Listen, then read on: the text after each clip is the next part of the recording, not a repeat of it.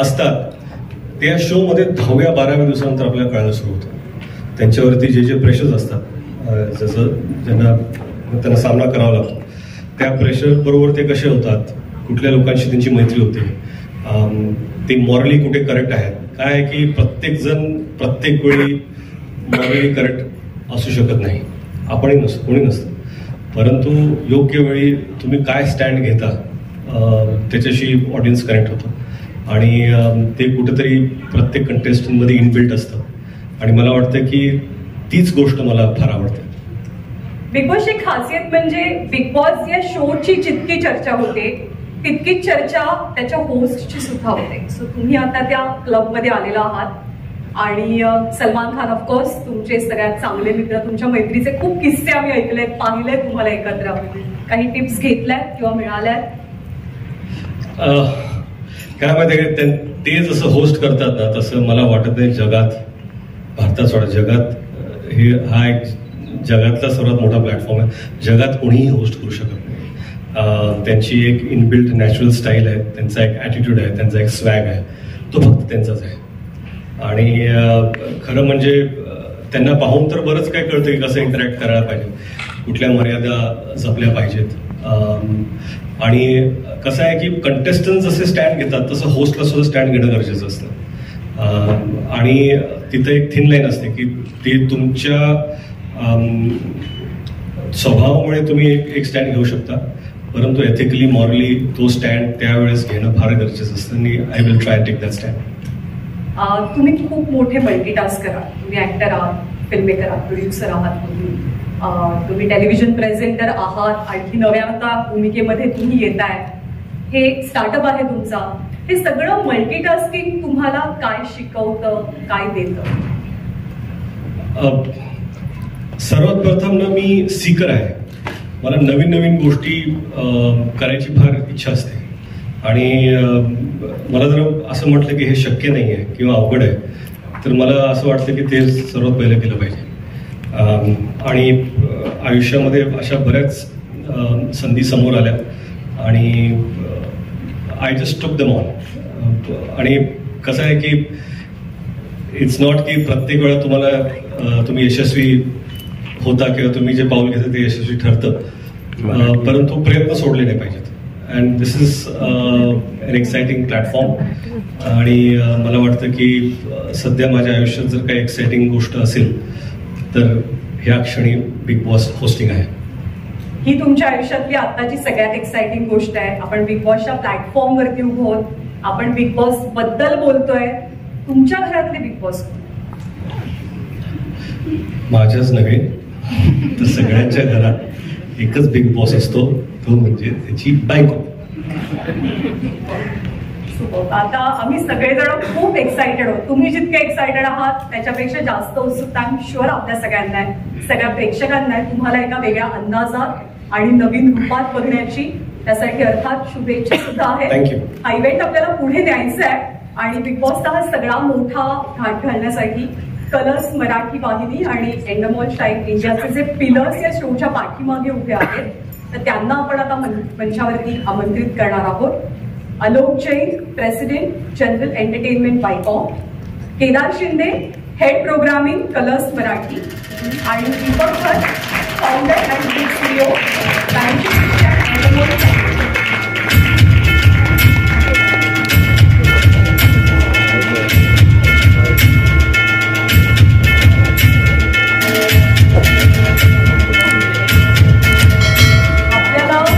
साधायचाच आहे, आपल्याला बोलायचं एकमेकांशी. भोसले तर कधी सत्या जाधव, प्रिन्सही तोच आणि कोट्यवधींचा माऊलीही तोच. बाभुळगाव ते बॉलिवूड असा आहे ज्याचा प्रवास. Architect, actor, television presenter, film maker, प्रत्येक मराठी माणसाच्या मनावरती अधिराज्य करणारा तो आहे बिग बॉस. स्वागत करूया रितेश देशमुख यांचं. रितेश, मनापासून स्वागत आहे आपलं. लय भारी प्रोमो, लय भारी एंट्री. आता उत्सुकता आहे ती तुमच्या होस्टिंगची. तुम्ही किती आणि कसे एक्साइटेड आहात? सर्वप्रथम वेळात वेळ काढून आपण सर्व इथे आलात त्याबद्दल मी तुमचा अत्यंत आभारी आहे. आणि एवढं सुंदर इंट्रोडक्शन मला 20 वर्षात कधीच मिळालं नाही, त्यासाठी मी तुमचा आभारी आहे. खरं म्हणजे बिग बॉसचा मी प्रचंड मोठा फॅन आहे, या फॉर्मॅटचा, या शोचा. आणि आज ही संधी मला दिल्याबद्दल मी कलर्स टीव्हीचे आभार मानतो. आणि मी प्रचंड एक्सायटेड आहे, कारण का हा माझा आवडता फॉर्मॅट आहे. अतिशय एंटरटेनिंग आहे, इमोशनल आहे. आणि कुठेतरी मला वाटतं की प्रेक्षक म्हणून तुम्ही जुडलेच असता. प्रत्येक गोष्टी ज्या ज्या गोष्टी शोमध्ये होतात, पण मला वाटतं की दॅट कनेक्शन जे प्रेक्षकांचं आणि कंटेस्टंटचं असतं, आता होस्ट आणि contestant, it's going to be exciting आहे असं तर तुम्ही म्हणालातच. या शो बद्दल जेव्हा तुम्हाला पहिल्यांदा विचारलं गेलं तेव्हा तुमची रिॲक्शन काय होती? माझी पहिली रिॲक्शन होते की खरंच आपण, माझी करण्याची तर इच्छा होतीच, परंतु ऍक्च्युली आमची टसल बऱ्याच दिवसांपासून चालू होती की कधी होतोय. माझा पहिला प्रश्न कधी होतो, मला करायची तर इच्छा आहे, पण कधी होतो हा खरंच फार महत्त्वाचा प्रश्न होता. आणि मला जेव्हा हे सांगण्यात आलं की हा शो ह्या तारखेला होतोय आणि माझ्या 2-3 शूटिंग्स होत्या, पण मी म्हणालो की मी नक्कीच ऍडजस्ट करेन. आणि आय एम एक्साइटेड की 2-3 शूट्स मी अलीकडे पलीकडे पुश केलंय हा शो करण्यासाठी. होकार देण्याचं एकदम जेन्युइन रिझन किंवा एखादं खूप स्ट्रॉंग रिझन की हो मला हा शो करायचाच आहे? जो एका शोचा फॅन असतो त्याला जेव्हा ही संधी मिळते तो हो म्हणणारच आहे. आणि होस्टिंग बिग बॉस मला वाटतं की ऑपॉर्च्युनिटीपेक्षा जास्त it's an honour, and I am extremely humbled and honoured to be hosting the show. आता एखाद्या टेलिव्हिजन शोचं होस्टिंग करण्याचा तुमचा काही हा पहिला अनुभव, याआधी सुद्धा तुम्ही केलेला आहे होस्टिंग, पण आता थीम भाऊनी प्रोमोमध्ये सांगून टाकलंय, सगळे कॉन्टेस्टंट चक्रव्यूहामध्ये शिरणार आहेत. बस एवढंच आहे, इतकंच बोलण्यासाठी. चक्रव्यूह, बिग बॉस इज चक्रव्यूह. मी या निमित्ताने फक्त एवढंच सांगेन की मी माझ्या टीमला आणि एंडोबलच्या टीमला थँक्यू म्हणतो की ज्या पद्धतीने ते सगळे काम करतात. माझी वायकॉम 18 मधली कलर्स मराठीची टीम आहेच, ते सगळे माझ्या बरोबर असतात, मग ते नॉन फिक्शनची लोक असतील सगळेच. पण एंडेबॉलची पण टीम, म्हणजे कसं असतं ना की लग्न लावायचं असेल ना तर नवरा बायको याच्यापेक्षा पण ना 2 घराणी एकत्र येण्याची गरज असते. तर ती करेक्ट 2 घराणी आता एकत्र आली आहेत, एंडेबॉल आणि वायकॉम, त्यामुळे हे लग्न छान होईल. त्याची खात्री आहे सर्वांना. आणि नितेश, तुमच्यासाठी प्रश्नांचा चक्रव्यूह माझ्याकडे नाहीये, तो इकडे आहे, त्याच्यामुळे थोडासा वेळ देते तुम्हाला तयारी करायला. आणि मी दीपक सरांना प्रश्न विचारणार आहे. Deepak sir, actually innovation is the key in this format. So how does innovation keep the Big Boss format fresh and engaging for the audience? Well, for us, we are blessed with viewing at least 50-55 countries across the globe who are producing this show year on year. And it's a show that has gone on for more than 25 years. So we are blessed with the learnings of about 50 countries year on year, sending us a lot of details about tasks, creatives, elements to be used, different trigger points, different kinds of voices, different personalities of hosts, and we are constantly looking at, countries like Italy, Spain, Argentina, other Latin American markets, some Asian markets where we borrow a lot from there. So, we are blessed with a lot of tricks in the bag, which we keep innovating. And within India itself, as Kedar bhai said, it's been almost 17 years since we've been producing this in various different markets now. So we've got a lot, and I think this season of Marathi will show you a lot of that. It's been 17 years long journey. So in all these years, what are your learnings through the various seasons of Big Boss? Across all the formats like OTT, television, what are your learnings? Well, for me, it is really about just emotions. As long as you're connected emotionally with the contestants, you like some, you dislike some, you have a point of view. So for us, after spending a lot of time on really getting Ritesh onto the show. The rest of the time really goes not so much in the house and the paraphernalia, it's really about the casting. And I think Kedar Bhai, Sushma, the rest of the Colors Marathi team have given us the liberty to go after a very, very exciting variety of cast that has come on board. And I think we are very happy to see the story unfolding now very soon. And as Kedar Bhai said, इनका 9वां महीना चल रहा है तो ये सब हमारी जिम्मेदारी है. माझ्या मीडियातल्या मित्रमैत्रिणींनाही तुम्हाला काही प्रश्न विचारायचे. कलर्स मराठीचा हेड ऑफ प्रोग्रामिंग माझा 9वा महिना सुरू झालाय. खऱ्या अर्थानं बाई पण भारी. मला एक आनंद आहे की 9व्या महिन्याची प्रेग्नन्सी ही बिग बॉस मराठी असणार आहे माझ्याकडे.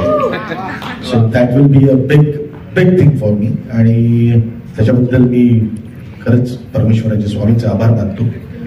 मला तुम्हाला ही गोष्ट सांगायची की ज्या दिवशी मी पहिल्यांदा कलर्स मराठीमध्ये पाऊल ठेवलं आणि घरी गेलो तर 2 गोष्टी माझ्या आयुष्यामध्ये घडल्या. मी माझ्या आईला सांगितलं की आई मी कलर्स मराठीचा हेड ऑफ प्रोग्रामिंग झालोय. माझे वडील एक मिल वर्कर आहेत त्यामुळे त्यांनी आयुष्यभर चाकोरीबद्ध आयुष्य जगले. तर माझ्या आईने माझ्या वडिलांना सांगितलं की असं लागलाय तो आता वायकॉम 18 मध्ये. तर माझे वडील म्हणाले चला मुलगा सेटल झाला. 30 वर्षात मी काही सेटलमेंट घेतलीच नव्हती असं मला वाटायला लागलं. आणि दुसरा प्रश्न माझ्या आईने विचारला बाकी सगळं मरू दे बिग बॉस कधी येणार आहे. ते म्हटलं हे कनेक्शन जे आहे प्रत्येक मराठी घरामध्ये या बिग बॉस मराठीचं कनेक्शन आहे. मी जिथे जिथे गेलो किंवा आताही आम्ही नवीन शोजचे जेवढे म्हणून प्रोमो टाकतो खाली जवळजवळ आम्हाला एवढंच विचारण्यात येतं ते सगळं जाऊ दे बिग बॉस कधी येणार आहे. तर हे जे कनेक्शन आहे हे रसिक प्रेक्षकांचं कनेक्शन आहे. हे त्या टेलिव्हिजन ऑडियन्सचं कनेक्शन आणि त्या ऑडियन्सला आपलंसं कुठलं तरी एक कार्यक्रम असा वाटतो ज्याच्याबद्दल ते इतके एक्साइटेड असतात आणि ते एक्साइटमेंट आहे बिग बॉस मराठी. यावर्षी आम्हाला तरुण बिग बॉस मराठी मिळालेला आहे. सो भाऊ मी कधी भाऊंबरोबर काम नाही केलं बट माझ्या मनामध्ये 100% त्यांच्याबद्दलचा जो आदर आहे हा फारच उच्च दर्जाचा आहे. आणि मला एवढं पण माहिती आहे की त्यांच्या मनामध्ये पण तो आदर असणारच. कारण दोघंही आम्ही दिग्दर्शक असल्यामुळे दोघांच्याही जे रूट्स आहेत जी माती आहे ती मराठी इंडस्ट्रीची आहे. पण आम्हाला या निमित्ताने तरुण एक होस्ट मिळाला आणि आत्ताचा बिग बॉस तुम्हाला तरुण दिसेल. वेगवेगळ्या वयोगटातली लोक असतीलच 100%, पण त्याची एनर्जी जी असेल ती अत्यंत उत्साहवर्धक असेल आणि जी प्रत्येक माणसाला प्रत्येक व्ह्युअरला प्रत्येक क्षणी चॅलेंज करणारी असेल. यावेळेचा मराठी बिग बॉस हा कम्प्लिटली अनप्रेडिक्टेबल असेल. तुम्ही अजिबातच प्रेडिक्ट करू शकणार नाही. जे कॉन्टेस्टंट्स असतील तेही तुम्ही प्रेडिक्ट. आता मी युट्यूबवर बघतो आणि मला जाम हसू येतं. अरे वा बरेच लोक काय बोलत असतात. पण मला आनंद आहे की याच्याबद्दल एवढी चर्चा होतीये. पण आजच्या दिवसानंतर ज्या काही आता चर्चा होतील आता एवढ्या शिगेला पोचतील की 28 तारखेचा ग्रँड प्रीमियर आणि त्याच्यानंतरचे रोज रात्री 9 वाजता महाराष्ट्रातल्या घराघरामध्ये टेलिव्हिजन लागल्यानंतर फक्त एकच दिसेल बिग बॉस मराठी आणि रितेश देशमुख. आणि मी तुम्हाला खात्री देतो यावेळेचा सीझन हा आमचा खरं तर माझा पहिलाच सीझन आहे. मी आयुष्यामध्ये 17 सीजन्स आपके 17 सीजन्स जो हिंदी के होते हैं वो मैंने टेलिव्हिजन पे देखे हैं. मराठीचे सीजन्स पण बघितलं. पण मला कधी असंच वाटलं नव्हतं की मी कधीतरी बिग बॉसच्या त्या सगळ्या कुटुंबाचा एक भाग होईल. आज मी त्या ठिकाणी जातो प्रत्येक गोष्ट बघतो. मी खरं सांगू तुम्हाला अगदी मनापासून आणि मी खूप खरं बोलणारा माणूस आहे. कारण हेड ऑफ प्रोग्रामिंग वगैरे या सगळ्या खुर्च्या झाल्या. शेवटी मी माणूस आहे आणि मला तुम्ही एक कलावंत पण ओळखता आणि लेखक दिग्दर्शक पण ओळखता. हा जो अख्खा प्रवास आहे हा अत्यंत एक पॉवर पॅक फिल्म करण्याचा प्रवास आहे. म्हणजे असंख्य लोकांचे कष्ट यात आहेत. हा कुणा एका माणसाचा कार्यक्रम नाहीये. जेव्हा 100 कॅमेरे लागतात आणि त्याच्या बरोबरीने 300-400 लोक जेव्हा एका डोक्याने काम करायला लागतात. आज या सगळ्यांचं प्रतिनिधित्व रितेश भाऊ करणार आहेत आणि ते संवाद साधणार आहेत कॉन्टेस्टंटशी. किंवा रसिक प्रेक्षकांच्या बद्दल पण जे नातं रितेश भाऊंचं निर्माण होईल ते त्या रसिक प्रेक्षकांचं आणि रितेश भाऊंचं नातं असलं तरी आपल्या सगळ्यांचं ते नातं असणार आहे. मी खूप स्वतःला भाग्यवान समजतो, कारण मला असं वाटतं की वरच्या कुठेतरी माझ्या आयुष्यात पण कुठेतरी एक बिग बॉस आहे आणि त्यांनी मला बरोबर 8 महिन्यापूर्वी या घरात टाकलेलं आहे आणि मी खेळतोय चांगला. आलोकजी, सुषमा, माझे होस्ट वेगळे, आलोकजी आहेत, सुषमा आहे, ते होस्टिंग करतात माझं. मध्ये मध्ये मी जेव्हा चुकतो तेव्हा मला सांगतात, मध्ये मध्ये मी बरोबर असतो तेव्हा शाबासकी देतात, मग कसं खेळायचं हे मला सांगत राहतात. सो थँक्यू या फॅमिलीचा मला भाग करून घेण्याबद्दल. आणि मी तुम्हाला सगळ्यांना एक खात्री देतो, आजपर्यंत जेवढे म्हणून माझ्या कलाकृती लोकांना आवडलेल्या आहेत, लोकांनी डोक्यावर घेतलेले आहेत, मला असं वाटतं बिग बॉस मराठी हा कळस असेल. Thank you very much. काय माहिती का, विनाकारण अग्रेसिव्ह व्हायची माझी म्हणजे मनस्थिती नसतेच कधी, पण वेळ आली दिसेलच. आणि तुम्ही जर शो पाहाल तर सर्वप्रथम तुम्हाला दिसेल. Hi Nitesh, this is Vaishnavi from CNBC. Sorry. Hi, hello, how are you? Yes, fine. So Nitesh, Mahesh सरांचे आम्ही चाहते आहोत. त्यांनी मी पण त्यांचे होस्टिंग खास करून चाहते आहोत. मी पण मागचे सगळे त्यांनी खूप म्हणजे सगळ्यांचं मन जिंकलेलं आहे त्यांच्या होस्टिंगने. Do you feel little bit of pressurised की महेश सरांचा तो अग्रेसिव्हनेस आणि ती चावडीवर होणारी सगळ्यांची धुलाई, ह्या सगळ्या गोष्टी डू यू फील स्ट्रेस की या सगळ्या गोष्टी तुला त्याच्या पुढे सांभाळायच्या आहेत, हा सीझन तरी सांभाळायचा आहे? नाही, मला वाटतं की महेश सरांनी जे केले त्यांच्या स्टाईलमध्ये केले त्यांनी, आणि इज फॅन्टॅस्टिक होस्ट. आणि आय थिंक मी सुरुवातच केली की to host Bigg Boss is an honour and to do it after him also is even a bigger honour. आणि मला वाटतं की जशी जशी परिस्थिती येईल शोवरती त्या पद्धतीने त्यांच्याबरोबर डील केलं. नमस्कार नितेश, निलिमा कुलकर्णी इकडे. नवशक्ती आणि खूप अभिनंदन. छान वाटतंय तुमचं तुम्ही कसं कराल, आम्ही खूप एक्सायटेड आहोत. मला एक विचारायचं की मागचे जे सीझन होते त्यातला कोणता सीझन तुमचा फेवरेट होता आणि तुमचे फेवरेट कॉन्टेस्टंट कोणी होते का आधीचे, ते आम्हाला नक्की ऐकायला आवडेल. खरं म्हणजे काय मी पाहिलेत ना, इवन हिंदीमध्ये मराठीमध्ये, तर मी झोपताना मला वाटतं की मराठीचे हिंदीमध्ये गेलेले आहेत आणि हिंदीचे मराठीमध्ये गेलेले आहेत. कुठला सीझन कधी कधी सगळे लाईन्स ब्लर होतात. आम्ही डिस्कस करणार हा त्या सीझनमध्ये नाही त्या. मला वाटतं की आय एन्जॉयड शिव ठाकरे. मराठीमध्ये पण एन्जॉय केलं त्यांना आणि मग हिंदीमध्ये पण एन्जॉय केलं. नमस्कार, मी सूरज खरटमल, रत्न मराठी मीडियामधून. इकडे जी. त्याने खूप छान प्रश्न विचारला. त्याला जोड प्रश्न माझा असा आहे, कारण रितेश देशमुख कोणालाही एकरी बोलत नाहीत कधी, ते आदरानेच बोलतात प्रत्येकाशी. सो जेव्हा एखादा कंटेस्टंट व्हायब्रंट होईल किंवा तो व्हायलेंट होईल, सो तेव्हा रितेश देशमुख त्याला आदरपूर्वकच बोलशील की अरे तुझ्या भाषेत बोलू शकतील? कोणाला जर झापायचं असेल तर आदरानेच झापेल.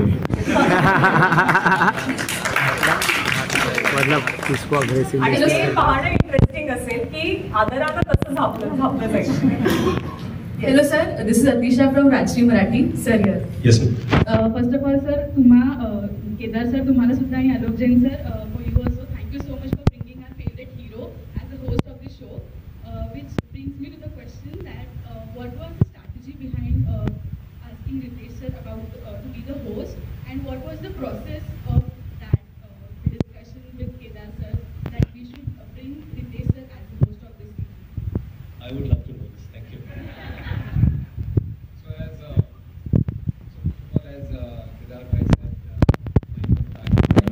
He's 8 months back he joined. I think we have been always thinking getting a person like him as a running the programming of Kalas Marathi was a big investment. So I think we did that job first. And then our thinking always was that see, the show has done before and we wanted to mount it very differently. We wanted to mount it in a fashion which is much more youthful and also which goes to every house. And in order to do that, we were thinking about how do we go about, and we wanted to look at fresh approach across all dimensions: the host, the housemates, the house, the mounting of the show, the team behind it, and all the dimensions we wanted to look at. And then we came to know that Ritesh is a big fan of the show.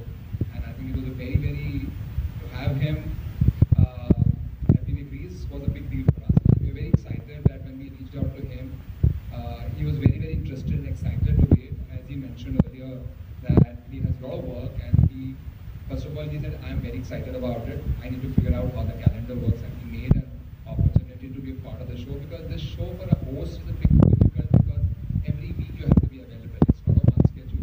So we are very grateful to him that he was a fan of the show, he liked the show, and he wanted to be part of the show, and he gave time for making opportunity for us to come on the show. So thank you, Ritesh. I just have to add that when I met the entire team and I put forth a few things that I had prior to it. What I liked about Alok was he said, let's do it, we'll figure it out. And I have tried other things to do this because always been there. So it's a huge opportunity. Thank you for going beyond the call. Thank you. नमस्कार, माझा प्रश्न केदार शिंदेंना आहे. अगोदर राजकीय व्यंग्यावरती आधारित political अशी मालिका घडलं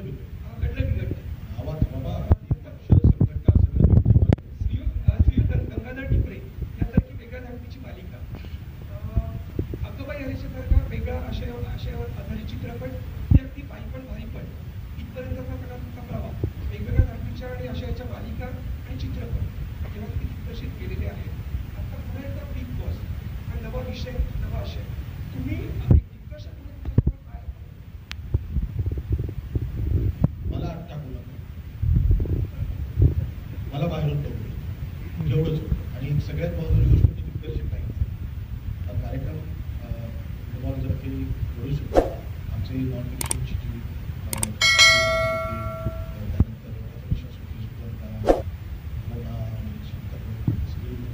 हे सगळं करतात. मी सांगितलं ना की मला बाहेरून ते सगळं फक्त माझ्या पॉईंट ऑफ व्ह्यू बघायचं असतं. आणि बिग बॉसची गंमतच अशी आहे ना की ते काय म्हणतात ना, पॉपकॉर्न खाल्ल्याचं. ते पॉपकॉर्न खाल्ल्याचं आपल्या दातामध्ये आलं तरी आपण असं करतो ना, आणि मग पॉपकॉर्न खायचं सोडत नाही. कधी आपले हात त्या पॉपकॉर्नच्या डब्यात जात असेल तर ते कळत नाही. असा एक तो गेम आहे. सो मी दिग्दर्शन करत नाही आहे, पण हे सगळे जे करताय त्याच्याने एक आनंद घेण्याचं काम त्याने. रितेश सर, हाय. श्रेयस, हाय. हॅलो. रितेश सर, खरं तर तुम्ही हिंदी टेलिव्हिजनवरही काम केलं आहे, पण आता तुम्ही मराठी टेलिव्हिजनवर येत आहे. तुम्हाला मराठी टेलिव्हिजनचा काय USP वाटतो ज्यामुळे तुम्हाला इकडे तुम्ही ओढावलात मराठी टेलिव्हिजनकडे? मला वाटतं की रक्तात मराठी आहे. मला स्वप्न मराठीत पडतात आणि त्यामुळे कुठलीही गोष्ट जेव्हा मराठीत करायची असते तेव्हा मला दोनदा विचार करावा लागत नाही. आणि मराठी माणसाला मराठीची ओढ काय सांगायचं. रितेशची प्रेरणा ऐकून सकाळ डिजिटलमधनं माझा प्रश्न तुम्हाला आहे की जेनेलियाजींना काय त्यांचे रिॲक्शन्स होते, प्रतिक्रिया होती, आणि मुलं तेही बघतात का बिग बॉसचे चाहते आहेत? नाही, मुलं पाहत नाहीत बिग बॉस. त्यांच्यासाठी जे घरात होतं तेच बिग बॉस आहे. त्यांना TV पाहिजे गरज नाही. आणि आय थिंक जिनीला मी जेव्हा पहिल्यांदा कुठलीही गोष्ट माझ्या आयुष्यात जेव्हा घडते तर पहिल्यांदा मी जिनीलाशी शेअर करतो, कारण का त्यांचं ओपिनियन हे माझ्यासाठी खरंच फार महत्त्वाचं असतं. आणि त्यांचं जे मत असतं ना ते नेहमीच माझ्या फेवरमध्ये असतं की माझ्यासाठी काय चांगलं आहे हे एक पर्स्पेक्टिव्ह ते देतात. आणि त्यांना वाटलं की मला बिग बॉस करणं हे गरजेचं आहे, कारण आम्ही दोघं बिग बॉस पाहतो. त्यांना माहिती आहे की मी किती बिग बॉस शोचा मोठा फॅन आहे. रितेश सर, पूजा इथे. Hi sir. येस, खूप छान वाटतंय तुम्हाला होस्ट म्हणून बघताना. माझा प्रश्न असा आहे की महेश सरांकडनं तुम्हाला काही कॉल वगैरे आलाय का, त्यांनी काही सांगितलंय का? आणि दुसरा प्रश्न असा होता की महेश सरांचे लुक्स खूप गाजले होते त्यांनी जे सीझन केले त्याच्यामध्ये, तर तुमचाही प्रोमोमध्ये लुक खूप छान दिसतो, तर तसे लुक तुमचे दिसणार आहेत का वेगवेगळे? त्याच्यासाठी वेगवेगळे सीझन करावं लागतील. या सीझन मध्ये लुक कसा असेल? आणि या सीझन मध्ये आता जसं दिसतोय ना तसं आहे, पण तुमचं काय फेवरेट असेल तर सांगा, आपण ते फिट करून टाकू.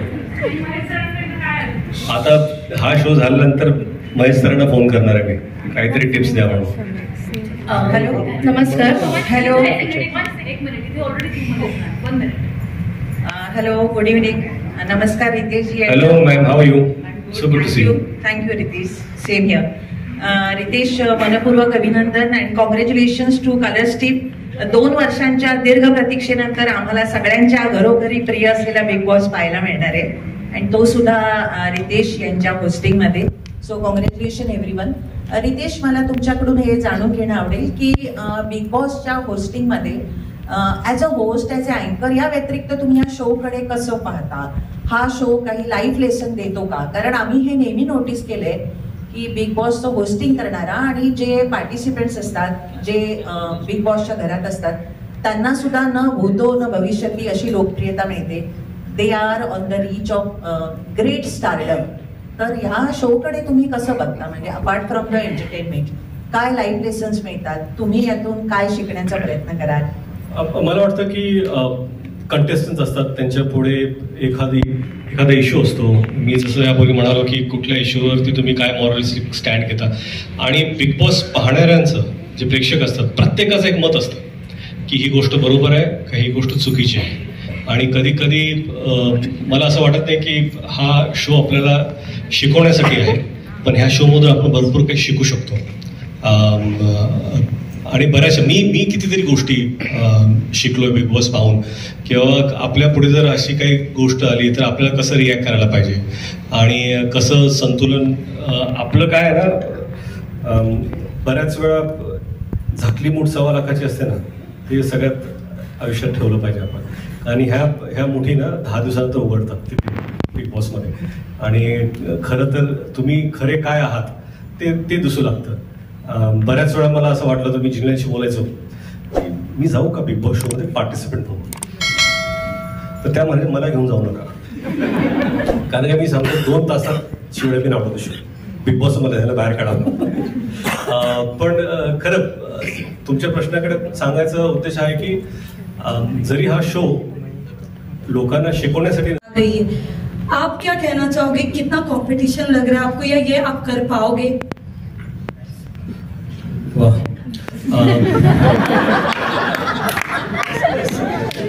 सवाल अच्छा है आपका. सबसे पहले ऑफकोर्स मैंने पहले ही कहा था कि जो सलमान भाऊ करते हैं वो वैसा कोई कर नहीं सकता. और अनिल सर को मैं बहुत अच्छी तरह जानता हूँ, मेरे सीनियर हैं, हालांकि हम एक दूसरे को दोस्त मानते हैं. उनकी अपनी एक स्टाइल है, तो अपने स्टाइल के हिसाब से वो होस्ट करें. That's what host is all about. आप होस्ट के लिए जब किसी को चुनते हो तो आप ये चाहते हो कि आप वो खुद अपनी पर्सनैलिटी लेकर आए शो पर और कुछ करें. तो वही मैं कोशिश करूँगा. 2-3 हफ्ते के बाद आप बताइए मुझसे अगर हो पाया तो. So next question.